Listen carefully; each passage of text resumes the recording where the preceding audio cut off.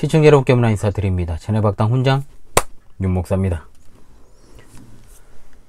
자, 오늘 성령론 5번째 시간이 되겠습니다. 자, 우린 지난 시간부터 성령론 제2장 성령님의 사역에 대해서 공부를 하고 있습니다. 지난 시간 복습을 충실하게 하셨습니까? 복습이 매우 중요합니다. 오늘 배울 주제는 성령님의 인치심과 그리고 내주하심에 대해서 공부할 것인데 굉장히 중요한 주제입니다. 중요하지 않은 주제는 하나도 없습니다만 어찌되었든 간에 오늘도 수업에 집중하셔서요, 성령님께서 주시는 은혜로 충만한 그런 시간이 될 수 있기를 바랍니다. 자, 먼저 성령님의 인치심에 대해서 공부합시다. 성령님의 인치심에 대해서 이것이 이제 무엇인가를 살펴보기 전에 먼저 인이라고 하는 것, 이 인은 도장 인자죠. 도장을 말합니다. 성경에서 이 인이라고 하는, 도장이라고 하는 것에 어떤 쓰임새가 있는가, 이 용도와 목적을 좀 우리가 살피고 성령님의 인치심에 대해서 정확하게 공부할 필요가 있습니다. 먼저 이제 인의 유래는 어떻게 되는가? 말 그대로 도장이죠. 고고학자들에 따르면 도장은 무려 주전 4000년경부터 사용이 되었다고 합니다. 그래서 이 도장이라고 하는 것이 고대 근동을 비롯해서 중국 그리고 한국, 지금도 우리가 도장을 쓰고 있지 않습니까? 아주 방대한 지역에서 예부터 사용이 되어 왔습니다. 성경에서 그럼 도장에 관한 기사가 어디에서 처음 나오느냐? 창세기 38장에 나오지요. 그래서 이제 도장의 용도도 굉장히 다양한데 성경의 기록을 통해서 이것을 살펴본다면, 자, 첫 번째, 서신이나 문서의 어떤 증정성과 권위를 보증하기 위한 차원에서 도장을 사용했습니다. 오늘날의 이제 서명 날인과 같은 그런 기능이라고 할 수 있겠죠. 그리고 두 번째, 이제 매매 계약의 어떤 공적인 인준, 우리가 보통 공증을 받는다고 하죠. 이 공증을 확증하기 위해서 도장을 사용합니다. 소유주라는 표시로 이제 계약서에 도장을 찍는 거죠. 성경의 에레미야 선지자 때 재산 매매 증명서에 법과 규례대로 도장 찍는 장면이 에레미야 32장에 나오는 것을 알 수 있습니다. 그리고 세 번째, 자, 책이나 문서들을 이제 보관하기 위해서 임봉할 때 이제 이 도장이 사용이 되었죠. 임봉.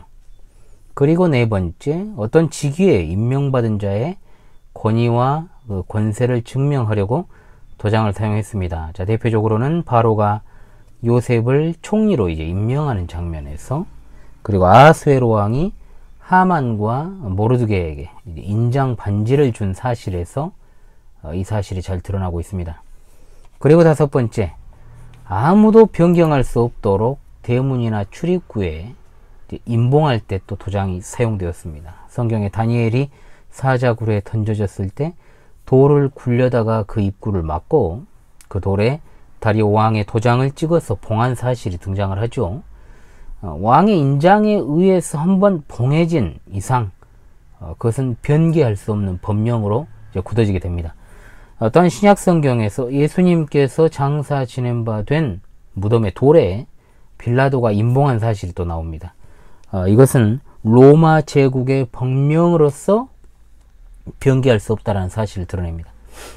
그리고 여섯 번째, 물품을 운송할 때 이제 상품의 인을 봉한 사실들이 등장을 합니다. 자, 이와 같이 도장이라고 하는 것의 용도는 고대로부터 지금에 이르기까지 매우 다양하다는 사실을 우리가 알게 됩니다. 그래서 현대에 들어와서는 이제 서명이 좀 일반화된 경향이 있습니다. 그래서 도장의 기능이 상당히 지금은 약화되었습니다. 도장집도 많이 사라졌죠, 지금은. 그러나 여전히 도장은 지금도 각종 계약서나 증서 등의 중요한 기능을 수행하고 있습니다.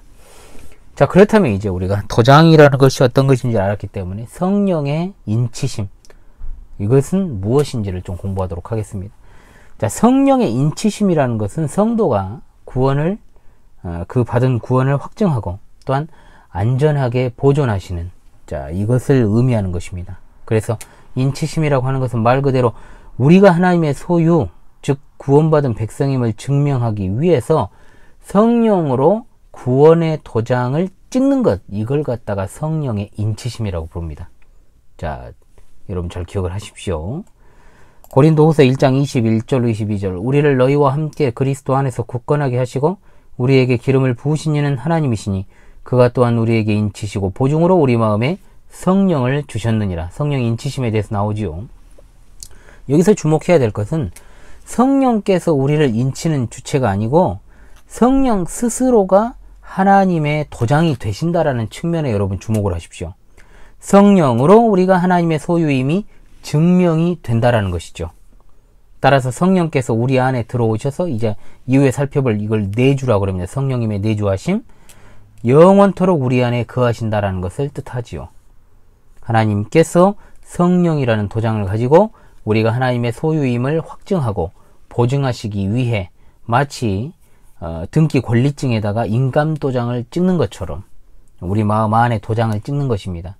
소유권 이전 등기와도 같이 우리는 세상 백성이 아니라 하나님의 백성이 된다라는 것을 뜻합니다. 신분이 변화된 것이죠. 더 이상 이제는 죄에게 종 노릇하지 않는 의에게 종이 된 것입니다. 이것이 로마서 6장 17절 18절의 말씀입니다. 그러므로 인치심이라고 하는 것은 구원받은 이후에 어떤 특정한 계기로 체험하는 것이 아니라 구원과 동시에 이루어지는 성령의 역사라고 말할 수 있는 것입니다. 에베소 1장 13절 그 안에서 너희도 진리의 말씀 곧 너희의 구원의 복음을 듣고 그 안에서 또한 믿어 약속의 성령으로 인치심을 받았으니 아멘. 성령께서 우리 안에 내주하심으로 인한 영적인 변화가 바로 성령의 인치심이다 이 말입니다. 여러분 잘 이해하십시오. 특별한 사람이 인침을 받는 게 아니고 창세전에 하나님께 택함을 받아서 은혜로 구원받은 성도에게 일어나는 역사다 이 말입니다. 고린도후서 1장 22절 그가 또한 우리에게 인치시고 보증으로 우리 마음에 성령을 주셨느니라. 아멘. 따라서 성도라는 자가 기도하면서 성령의 인침을 받게 해달라고, 저 그런 기도를 정말 많이 들었는데요. 자, 인침을 받게 해달라고 하는 행태 잘못된 것이죠.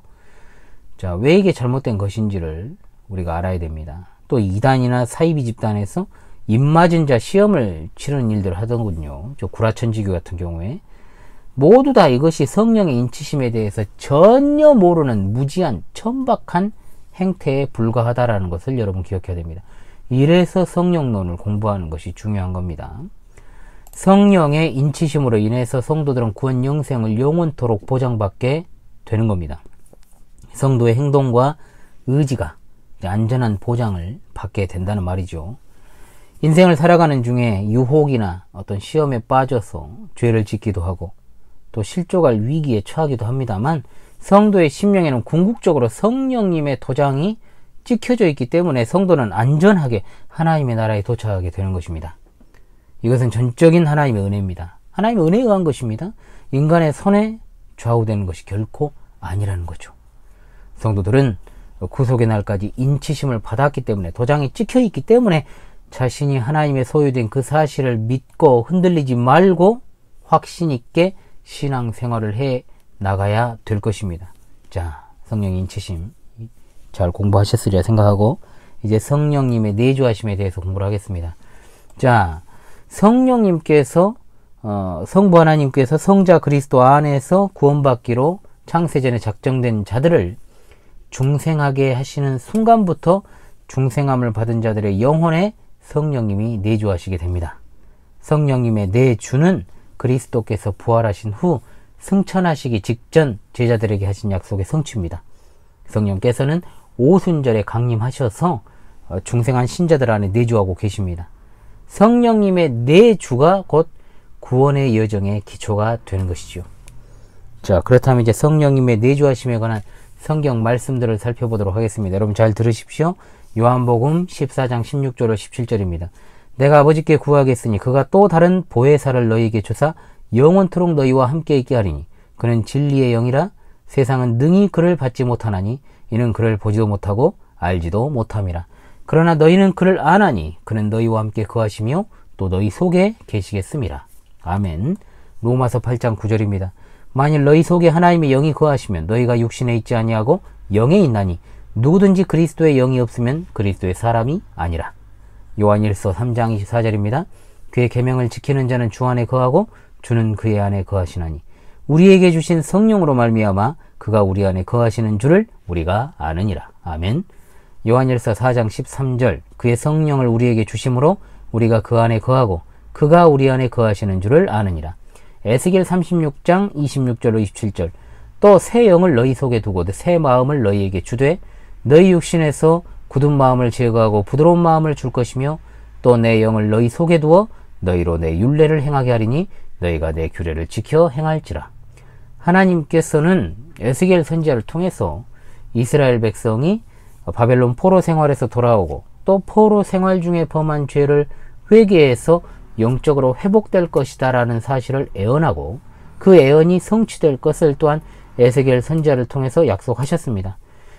여기 에스겔서에 나오는 새 영이라고 하는 것은 중생한 영을 말하죠. 거듭난 새 생명을 말하는데 하나님께서는 죄의 허물로 죽은 우리의 영을 초자연적인 능력의 역사로 다시 살리셨습니다. 또 내 영을 너희 속에 두시겠다라고 말씀을 하죠. 그 내 영이란 바로 성령님을 가리키는 겁니다. 성부 하나님께서는 그의 영을 거듭난 영 안에 내주하게 하시어 그분의 뜻, 즉 율례와 규례를 행하게 하십니다. 고린도전서 3장 16절 17절입니다. 너희는 너희가 하나님의 성전인 것과 하나님의 성령이 너희 안에 계시는 것을 알지 못하느냐? 누구든지 하나님의 성전을 더럽히면 하나님이 그 사람을 멸하시리라. 하나님의 성전은 거룩하니 너희도 그러하니라. 아멘.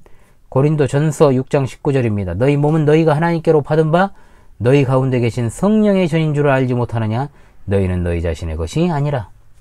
자, 바울 사도는 에베소에서 고린도 교회의 성도들에게 보낸 서신을 통해서 고린도의 만연한 우상 숭배, 교회 내의 분쟁, 음행, 이방 법정에 소송 거는 문제, 성찬을 남용하는 일, 부활을 부인하는 등의 어떤 교리적이고 도덕적인 문제를 지적하고 바로 잡을 것을 권면하는 맥락에서 주어진 말씀이지요. 고린도 후서 6장 16절에 우리는 하나님의 살아계신 성전이라는 말씀이 나오는데 이는 성령님의 내주하심을 가리키는 것입니다. 즉 하나님의 성전, 성령의 전은 그리스도인을 가리키는 표현으로 이것은 이제 성령님께서 성도들을 자신의 지성소로 삼으시고 그 안에 거하시기 때문에 이렇게 표현하신 것입니다. 고린도 후서 7장 1절 그런즉 사랑하는 자들아 이 약속을 가진 우리는 하나님을 두려워하는 가운데서 거룩함을 온전히 이루어 육과 영의 온갖 더러운 것에서 자신을 깨끗하게 하자. 아멘. 성령님의 내주에 관한 말씀들을 여러분들 잘 계속해서 상고하실 수 있길 바랍니다. 자, 그렇다면 이제 성령님의 내주는 언제 이루어지는 것일까요? 사도행전 19장 2절입니다. 이르되 너희가 믿을 때에 성령을 받았느냐? 이르되 아니라 우리는 성령이 계심도 듣지 못하였노라. 자, 성령님의 내주하심도 우리가 앞서 공부한 성령님의 인치심과 마찬가지로 구원받는 순간에 이루어지는 겁니다. 이 사도행전 19장의 말씀은 바울 사도가 3차 전도여행 시에 에베소에 도착했을 때 요한의 제자들에게 질문한 것이죠. 그러자 그들은 성령에 관하여 아예 모른다라고 무지하다는 사실을 고백합니다. 믿을 때 성령을 받았느냐? 이 믿을 때라는 말과 받았다라는 말은 문법적으로 과거의 즉각적 행동을 지적하는 말입니다. 즉 믿을 때와 받을 때가 동시다발적으로 발생한 것이죠. 그러므로 바울 사도의 질문은 예수 그리스도를 구주로 믿은 이래 또는 후에 무엇이 발생했는가가 아니라 그들이 믿을 때에 무엇이 발생하였는가에 대한 질문이었던 것이죠. 이 질문에 대한 분명한 답은 믿을 때 동시적으로 성령을 받았다라는 말이 될 것입니다. 자, 그렇다면 우리가 궁금한 것, 성령님의 내주하심을 그럼 어떻게 할 수 있는가? 자, 이거에 궁금하지 않습니까? 성령님은 인격적인 하나님이시기 때문에 성령님의 내주하심은 인간의 감각으로 느끼거나 체험하는 정도의 어떤 성격의 것이 아닙니다. 따라서 성령님의 내주하심을 외적으로 보여지는 것으로 증명하려 한다? 자, 이것은 신비주의적 행태이고 성령님을 어떤 비인격적인 힘이나 감화력 정도로 격화시키는 사실상 신성모독적인 행위라는 것을 결코 잊지 말아야 됩니다. 성령님의 내주하심은 성령님께서 그 안에서 직접 증거하십니다. 요한일서 3장 24절 우리에게 주신 성령으로 말미암아 그가 우리 안에 거하시는 줄을 우리가 아느니라. 이거는 어떤 감각기관에 의해 느끼는 것도 아니고 어떤 물리적인 체험도 아닙니다. 우리 영혼에 자리 잡고 계시는 성령님의 증거인 것이죠. 또한 하나님의 말씀이 성령의 내주를 선포하고 있습니다. 고린도전서 6장 19절 너희 몸은 너희가 하나님께로 받은 바 너희 가운데 계신 성령의 전인 줄 알지 못하느냐? 너희는 너희 자신의 것이 아니라 분명하게 말씀하죠. 우리 안에 내주하시는 성령님의 직접 증거, 그렇죠? 그리고 하나님의 직접적인 말씀의 선포에 의해 우리가 성령님의 내주하심을 믿고 확신할 수 있게 되는 겁니다.